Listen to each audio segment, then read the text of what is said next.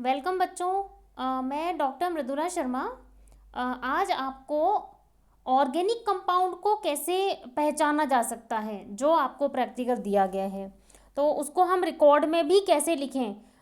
Practical तो हम कर लेते हैं, लेकिन रिकॉर्ड में हमें कैसे मेंशन करना है उसको, तो उसके साथ मैं आपको बताती जा रही हूँ। देखिए, तो सबसे पहला जो पेज होगा अपना, जो लाइन वाला पेज होता है जैसा आपको दिख रहा है, उसमें हमें फर्स्टली आपको जो ऑब्जेक्ट हम लिखते हैं, जहाँ हमने एम लिखा हुआ है वहाँ पे लिखना है identify the given organic compound. हमें क्रियात्मक समूह और कार्बनिक यौगिक की पहचान करनी है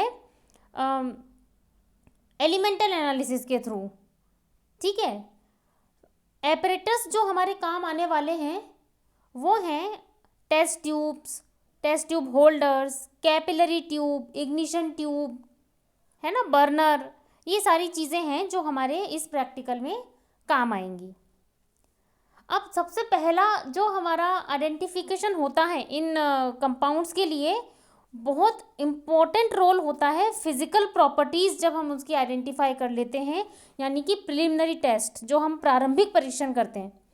तो आप को लिखना है, जैसे हमने जो अभी कंपाउंड लिया है, एंड में हमको ये पता चलेगा, लेकिन आपको मैं बता देती हूँ कि वो है जैसे हमारा ऑर्गेनिक कंपाउंड ऑक्जेलिक एसिड। तो उसका हमें जो कलर दिखाई देगा, उसकी जो स्टेट होगी, फिजिकल स्टेट यानी भौतिक अवस्था, तो सॉलिड है। कलर हमारा इसका वाइट होता है, शाइनी वाइट। ऑर्डर इसकी कोई नहीं होती है, गंध नहीं होती है।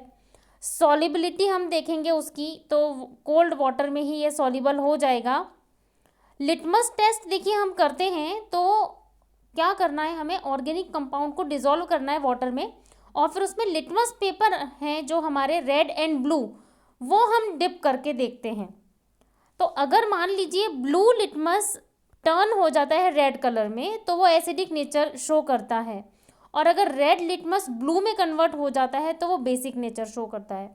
तो ये एक हमारे लिए इम्पोर्टेंट रोल होता है लिटमस पेपर टेस्ट का, कि अब इस वाले जो कंपाउंड को भी हमें दिया गया है वो है हमारा एसिड, तो वो हमारे लिटमस को रेड कर देगा, ब्लू लिटमस को वो रेड में कन्वर्ट कर देता है। और फिर आता है कंपाउंड जो हमें मिला है वो एरोमेटिक है कि एलिफेटिक है, तो उसके लिए हमें फ्लेम टेस्ट करना होता है।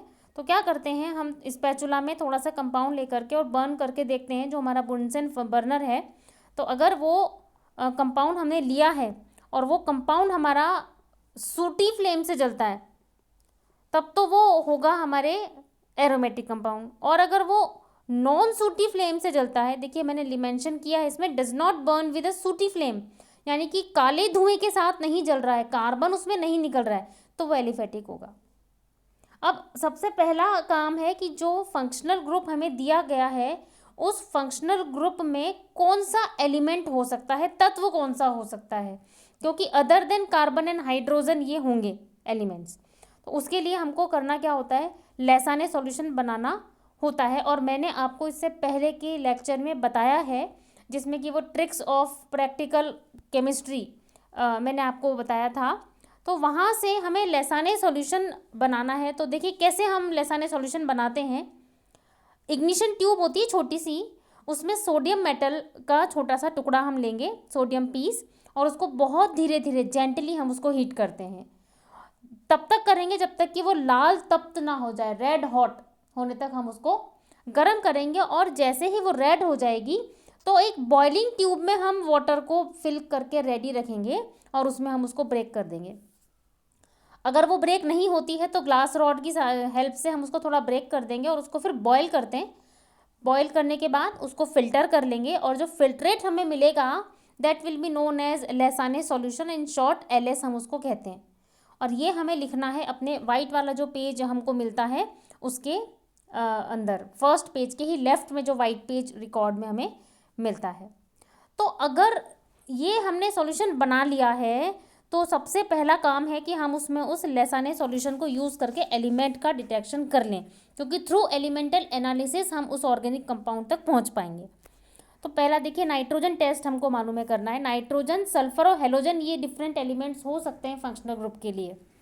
तो लैसाने सॉल्यूशन हम बना चुके हैं, उसको थोड़ा सा लेकर के अगर 1 या 2 drop sodium hydroxide plus 1 ml freshly prepared ferrous sulphate solution ये डालें, तो ये फर्स्ट स्टेप है। इतना करने के बाद हमें सॉल्यूशन ग्रीन कलर का मिल जाएगा। तो यहाँ तक में नाइट्रोजन का होना कंफर्म्ड नहीं होता है, उसमें नाइट्रोजन हो भी सकती है और नाइट्रोजन नहीं भी हो सकती है, क्योंकि फ्रेशली प्रिपेयर्ड फेरस सल्फेट डालने पर ग्रीन कलर तो आ ही जाता है। क्योंकि रिएक्शन जो होती है, देखिए मैंने आपको ये एलिमेंट टेस्ट में फर्स्ट रिएक्शन लिखी है कि सोडियम हाइड्रोक्साइड और फेरस सल्फेट की रिएक्शन हो जाती है, जिससे कि फेरस हाइड्रोक्साइड बनता है, उसका ही कलर डर्टी ग्रीन होता है। इसके बाद हमें इसके अंदर कंसनट्रेटेड H2SO4 की 1 या 2 ड्रॉप डालनी है, और अगर आपको डालना हो इंटेंस कलर के लिए तो न्यूट्रल फेरिक क्लोराइड भी आप डालेंगे और फिर उसको हीट कर लेंगे। तो जो डर्टी ग्रीन कलर है सॉल्यूशन का वो चेंज हो जाएगा बहुत ही शाइनी ब्लू कलर में, प्रशन ब्लू कलर्ड इज ऑब्जर्व, तब तो नाइट्रोजन होती है। अब यहाँ है हमारा acid that is COOH group, तो यहाँ पर वो ग्रीन कलर ब्लू में कन्वर्ट नहीं होता है, तो it means nitrogen is absent. देखिए आप, ये जो हमारे पास मैंने रिएक्शन लिखी है सेकेंड स्टेप में, जो एलिमेंट टेस्ट है, फेरस हाइड्रोक्साइड सोडियम साइनाइड से रिएक्शन करके सोडियम फेरोसाइनाइड बना लेता है, और वो फेरस सल्फेट के साथ रिएक्शन करके और फेरिक फेरोसाइनाइड बनाता है जो ब्लू कलर का होता है। ये अगर नाइट्रोजन होता है तो टेस्ट आ जाता है, नाइट्रोजन नहीं है तो उसमें साइनाइड फॉर्मेशन नहीं हो पाता, इस कारण से वो कलर हमको नहीं मिलता है। ये हमको करना है इसके फर्स्ट वाले पेज के अंदर। फिर हमें नेक्स्ट पेज कन्वर्ट करना है और उसको पलट करके आप उसमें टेस्ट लिखेंगे हेलोजन के बाद, सॉरी हेलोजन नहीं, सल्फर का हम टेस्ट लिखते हैं, जिसमें कि 1 ml थोड़ा सा हमने लैसाने सॉल्यूशन ले लिया और उसमें एसिटिक एसिड डाल देंगे और लेड एसीटेट को मिक्स कर देते हैं। तो इस को मिक्स करने के बाद अगर कोई कलर नहीं आता है तो अपना सल्फर भी एब्सेंट होता है। और अगर हमको ये टेस्ट नहीं मिलते हैं, इट मीन्स कि ऐसा कोई फंक्शनल ग्रुप है जिसमें कि नाइट्रोजन एब्सेंट है। अब क्या हो सकता है, हमने जो प्रिलिमिनरी टेस्ट लिखे हैं उसमें देखिए आप लिटमस टेस्ट के अकॉर्डिंग ये एसिडिक ग्रुप हो सकता है और ये एलिफेटिक है। तो सबसे पहला हम टेस्ट जो करने वाले हैं देखिए वो है हमारे पास कि लिटमस टेस्ट जो हमने यहाँ पे मेंशन किया है वो इसीलिए किया है कि एलिफेटिक में या तो वो एसिडिक ग्रुप होगा जिसमें COOH है, और वैसे एसिडिक नेचर जो लिटमस का आता है वो फिनोलिक भी हो सकता है, बट क्योंकि ये एरोमेटिक नहीं है तो फिनोलिक ग्रुप तो हमारा वैसे ही चला गया है ना, मिनिमाइज हो गया। अब हम एसिड का टेस्ट करते हैं। तो फंक्शनल ग्रुप के लिए हमने पहले एसिड का टेस्ट किया, तो देखिए क्या करेंगे हम, mix about small amount of the given solid और लिक्विड ऑर्गेनिक कंपाउंड, और उसका अंदर हम एक्वस सॉल्यूशन डाल देंगे सोडियम बाइकार्बोनेट का, उसको हीट भी करेंगे। अगर बुदबुदाहट के साथ आपको गैस दिखाई देती है तो इसका मतलब उसमें CO2 गैस निकल रही है, कार्बन डाइऑक्साइड, और इसका मतलब उसमें carboxylic group may be present है ना। इसका कन्फर्मेटरी होता है that will be known as esterification of acid, उसको हम फ्रूट टेस्ट भी कहते हैं। होता क्या है, स्मॉल अमाउंट अगर हम ऑर्गेनिक कंपाउंड की मिलाएं और उसके अंदर कंसनट्रेटेड H2SO4 डालें 1-2 ड्रॉप और एथेनॉल डाल के हीट करें तो उसमें फ्रूटी स्मेल आने लग जाती है। और ये जो टेस्ट होता है वो इसलिए होता है कंफर्म क्योंकि उसमें एस्टर का फॉर्मेशन हो जाता है। तो ये हमें COOH ग्रुप के होने का कंफर्मेशन देता है। देखिए दैट मीन्स ये देखिए हमने रिएक्शन लिखी है एस्टरिफिकेशन ऑफ एसिड, ये टेस्ट कहलाता है, जिसमें कि ये RCOOH कार्बोक्सिलिक ग्रुप में इथेनॉल मिक्स हो रखा है और in the presence of concentrated H2SO4 ester बन रहा है जिसकी फ्रूटी ऑर्डर होती है। तो ये हमारा हो गया, इसका मतलब कंफर्म्ड है कि कार्बोक्सिलिक ग्रुप तो है। अब कंपाउंड का कंफर्मेशन होता है जब हमें मेल्टिंग पॉइंट निकाल लेते हैं।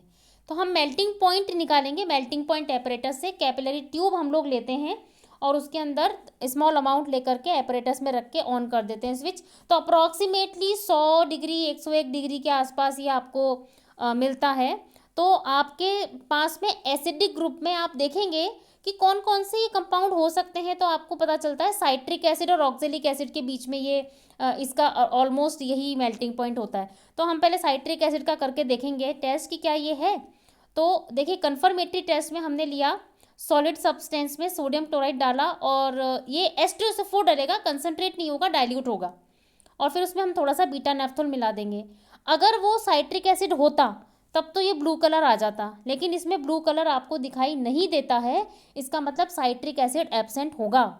और आपको ये शो करना है बिकॉज मेल्टिंग पॉइंट हमारे आसपास होते हैं साइट्रिक एसिड और ऑक्जेलिक के।